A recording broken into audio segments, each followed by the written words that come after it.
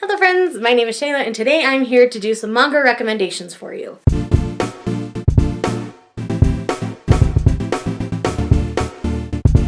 So for those of you who are unaware, I am hosting a Manga Love Readathon on February 10th. It is a 24-hour readathon. I will leave the announcement video linked down below so you can get all of the information that you will need there. I am hosting this on my own. I don't have any co-hosts this round. I might do something like this again in the future, maybe a little bit longer, and I may bring a co-host or two in on that round. But for this first round, I decided to do it on my own. And again, all the information you will need will be linked down below. These recommendations will all be manga that feature romance. Now, I don't read a lot of Yuri or Yaoi titles, so I've gotten some recommendations from my friends who read a lot of those titles and those kinds of titles to recommend to you.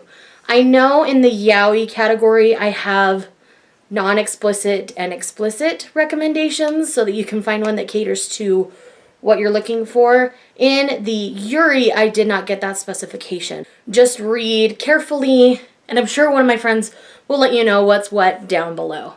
So let's go ahead and dig right in. I will leave the Yaoi and Yuri towards the end. And Yaoi is boys love, Yuri is girls love. So that's kind of what those are, and those will be left to the end. So if you're interested in those kinds of recommendations, stick around to the end. But otherwise, enjoy these recs. So I have a couple of titles that are romances geared more towards a male audience as opposed to a female audience. I've only had two really that I've read.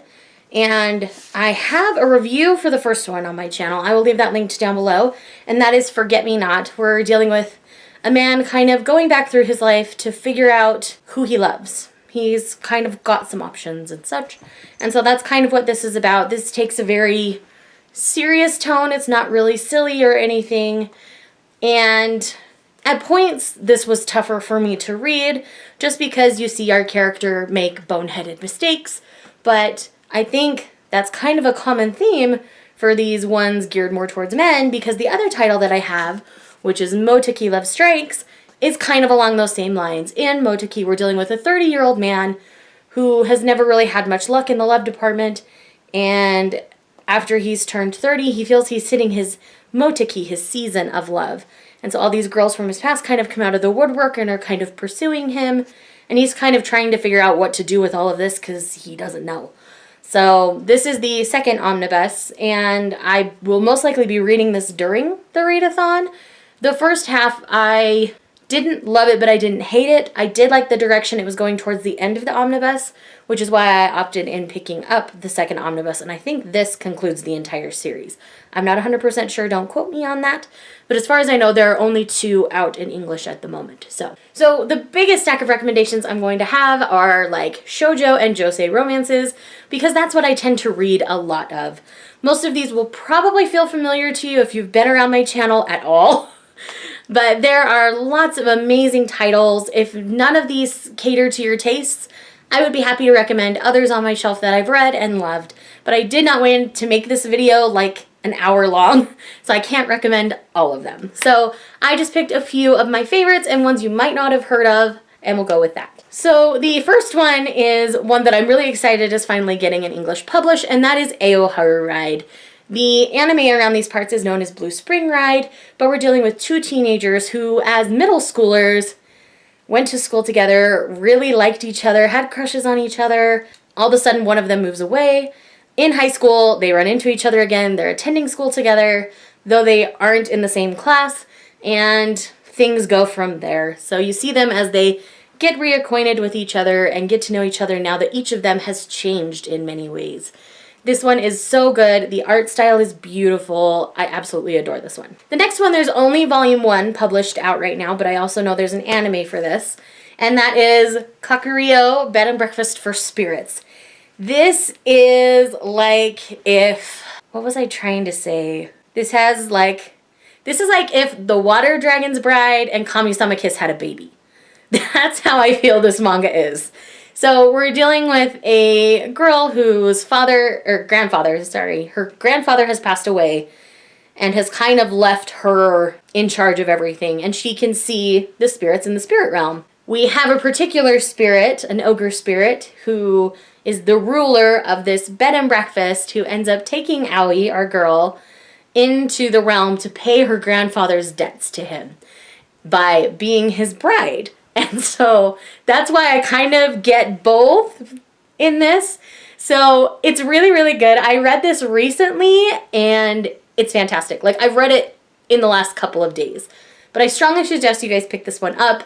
This was a really fun ride. I really thoroughly enjoyed this one, more than I was honestly expecting to. I mean, I expected to like it, but I loved it. It took the elements of two of my favorite stories and mashed them into one, and it's great. I'm really thoroughly enjoying this, so definitely check this one out. Next up is an obvious one if you've been on my channel at all in 2018, and that is Waiting for Spring. Waiting for Spring. This is a sports manga in which we're dealing with a teenage girl who is kind of socially awkward and had kind of a hard time making friends. And this is how the four beautiful boys from the basketball team, befriend her. She also has a friend from her past come back into her life, and it kind of changes everything. This series is fantastic. Volume 10 is coming out on Tuesday. I cannot wait. Oh my gosh, I'm dying. But yes, I fangirl squeal so hard reading this series. It's not even funny. Like, I purposely try to read this when no one's around because I freak out so much. The amount of fangirling that happens with this series is insane. There are 9 volumes out currently, but the 10th is publishing Tuesday, as I mentioned. And I believe there's only one more volume after that. I cannot find anything after volume 11 for this series. So I think we're almost done, which makes me a little bit sad. But at the same time, I love this series so much, and I want everybody to read it. So definitely check out Waiting for Spring if you haven't. The next one is a newer series in which volume 3 will be publishing before the readathon, and that is Shortcake Cake. In this, we're dealing with a teenage girl who has been living in the mountains for a really long time. So she commutes 2 hours every day to go to school. She has a friend that lives in a dorm nearby, and this friend convinces her to move into this boarding house that she's in so that she's closer to school and can actually have a social life. And of course, this is about her and her friend living with a house full of boys, because that's just how shoujo manga works. I really like this. The art style is really nice. I really enjoy it. And the characters are lovely. There are 2 volumes out. The third one, as I said, is publishing before the readathon. So it would definitely give you 3 volumes and a new series to try out if you're interested. But this is sweet and fun, and I really do enjoy it. What are you doing up there? Are you trying to complicate my life, cat? Get down. Sorry, Lightsong's being a turd. Yeah, you're being a turd. What do you want? You want to be in the video? Come here. You just want your moment in the spotlight, huh? This is Lightsong for all of you who haven't met him. This is my furry baby number 2. He is all sorts of spazzy right now. But yes, he is being a turd, and I think he wanted his moment in the spotlight. So say goodbye to the people, Lightsong. You're going away now. This next one is a short 4-volume series, so you can read the entire series during the readathon if you wish. And that is That Wolf Boy Is Mine. So we're dealing with 4 teenage boys who can transform into various ayakashi. So obviously our main man here is a wolf. There is also a kitsune and several others. And it's about this teenage girl who ends up interacting with them, and all sorts of shenanigans ensue. It's fun, it's sweet, definitely shoujo, lots of shoujo tropes. So yes, I really enjoy this one. I thought the art style was lovely. I do wish it was longer. That's probably my only complaint, really, because it definitely could have been longer. So yeah, I think that's my only real complaint, is that it could have been longer. Next up is one of my new loves, and that is Sacrificial Princess and the King of Beasts. So in this one, we're dealing with a girl who's been raised her entire life to be the sacrifice to the King of the Beasts. And through circumstances, which are spoilery, so I will not share, she ends up becoming the bride of the King of Beasts instead of his sacrifice. And like, I can't even tell you why, because seriously, major spoilers for the entire series. It's a huge plot point. So yes, definitely check this one out. It is beautiful. Again, the art is lovely. The story is lovely, and it just makes my heart so happy. This was one that I found because I loved Ancient Magus Bride and I wanted something similar, but this definitely has more romance than Ancient Magus Bride ever did. Ancient Magus Bride is its own kind of thing. So yes, when I was looking for recommendations similar to it, this one popped up. It's definitely more romance heavy, but I definitely and thoroughly enjoy this. Next on the list, we have another one of my favorites that we'll be concluding here soon, and that is Dream and Sun. This is again by Ichigo Takano, who is the same author who did Orange, which is a very popular manga here on BookTube. But in Dream and Sun, this is like Fruits Basket without the paranormal elements. So essentially, we're dealing with a teenage girl, her name's Shimana, and she ends up wanting to run away from home. Her dad has remarried, has a new kid, she doesn't feel like she fits in, and so she runs away. This guy who ends up being a landlord for a boarding house ends up finding her. He happens to be drunk, so he takes her home, essentially, to his home. She helps him get there, obviously, because he's inebriated. And she ends up moving into that house with a couple of other boys as well, who she goes to school with, and things ensue from there. Now, my ship is not currently sailing in this series, but I still have hope. My ship isn't dead, but I'm afraid it's gonna die. I'm gonna ride it until it's like seriously dead in the water, but yes, I, again, really enjoy this series. I really like the art style that Takano has, and I like the writing of the story. Again, Fruits Basket is, again, one of my favorites, so the similarities from that story are definitely playing out in this one, and I am really enjoying it. Next up is another short series. It's only 6 volumes long. This is one of my favorites, and that is Wake Up Sleeping Beauty. I do have a full review video on this one, so I will leave that linked down below for you. But again, we're dealing with a teenage boy who has been hired through his father's cleaning company to clean this particular house. He's told to avoid this particular annex of the house, and he ends up walking by to do something else, and he sees a beautiful girl in the window. There are paranormal elements to this story. I will leave that up to you because, again, it's a short series. I don't want to spoil it. Again, my review is linked down below for more info. But yes, Wake Up Sleeping Beauty, highly, highly, highly, highly, highly recommend. I was bawling by the end of this. It was so beautiful. The next one that I have is my last shoujo, I would call it. And it's even like in that weird in-between place between shoujo and josei. So we'll just go from there. And that is Nay Nay Nay. This is an age gap romance. Now, with this age gap, everything is above board.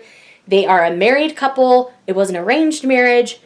The reason why this age gap works is because he is just as pure and innocent as her, even though there's a 20-year age difference between the two of them. So that's all I'm going to say. If you look at my most recent vlog, you'll see me fangirl about this one shot so much. Believe me, I want so much more of this. If the author ever decides to tell more of their story, I am here for it. But for now, I will have to live with awkwardly ever after with these two. And it's adorable. I promise it's adorable. It's not weird or creepy or anything like that. There's no weird power dynamics. It just works. It's adorable. Check it out. All right, these next 3 are definitely josei titles, which means they are geared towards adult women, not teenage women, where the rest of them were more geared towards teenage girls, you know, much more innocent. We'll just put it that way. So the first one we're going to talk about here is Wotakoi Love is Hard for Otaku. You guys know I've been talking about this a lot recently. Again, I have a review for this one, so I will leave it linked down below. And in this, we're dealing with 2 grown adults who grew up together as children who are otaku. Our girl here is a yaoi otaku, and our guy here is a video gaming otaku.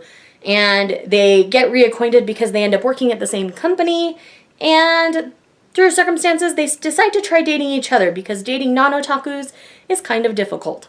So that's what this series is about. There are 3 2-in-1 volumes out in the US right now. The 4th one's not coming out until September, but this series is fun. It does have an anime. Again, that is all in my review, linked down below. These next 2 are by the same mangaka, and I love their writing, and I fell in love with them in the last year. And the first one is Princess Jellyfish.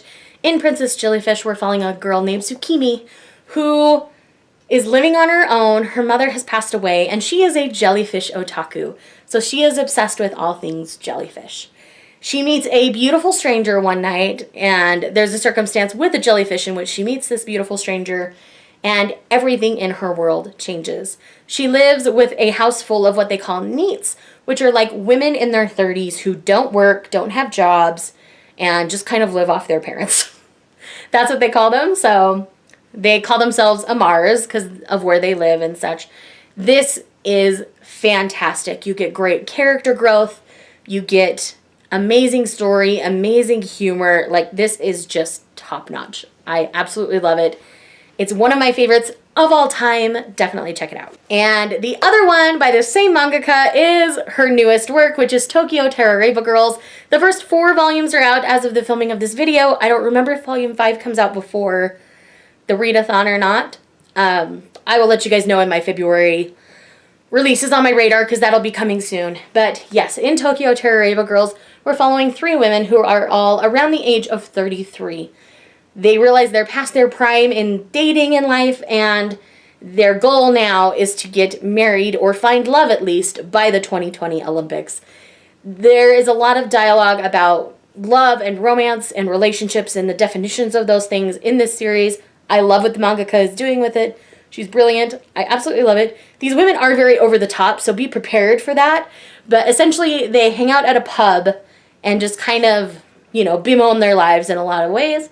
And when they get drunk enough, the food that they order starts to talk to them. Like, it's silly, but I absolutely love it. Like, I love Tokyo Terroreba Girls. All right, so everything I have left is going to be yaoi or yuri. Let's see what I end up pulling up first. All right, let's start with the yaois. So these are boys love titles. So I've got 2 that are a little more on the innocent side and 2 that are more explicit, we should say.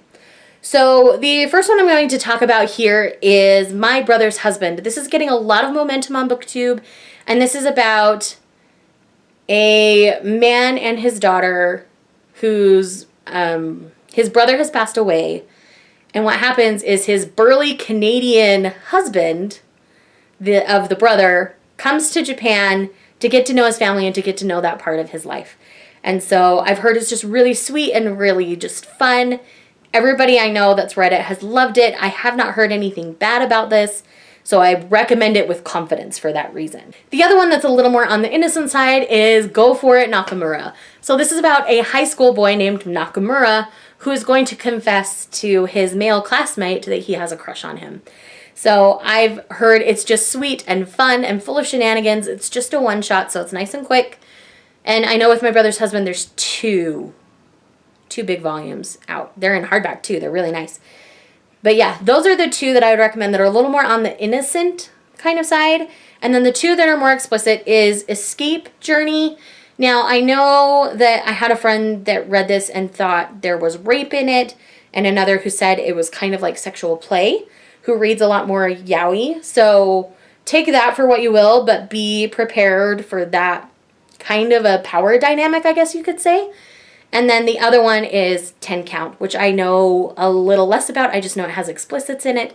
But my friends who have read it and loved it highly recommend it, so I'm trusting them on this. Again, I have not read these personally, so I'm sorry if you don't like them in advance, but the people that gave me these recommendations definitely read it a lot more than I do, or have ever, I should say. So I do take their recommendations very highly because they read the genre a lot. And then for the Yuri titles, which are the girls' love titles, again, I don't know which of these are explicits or not, but my friends who recommended, I'm sure will let me know down below.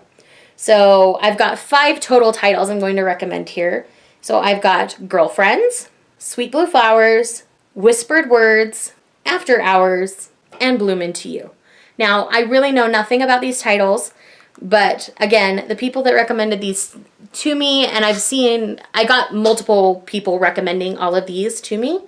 So again, they will let you know more about them in the comments down below, and I will try to leave links to these titles so you can at least get brief descriptions on them, because I did not have time to pull them up before I filmed this video.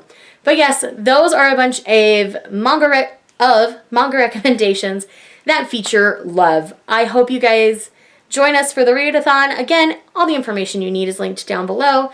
And I hope you take these recommendations and find a new series that you fall in love with. Thanks again for watching this video, and I'll see you guys in the next one.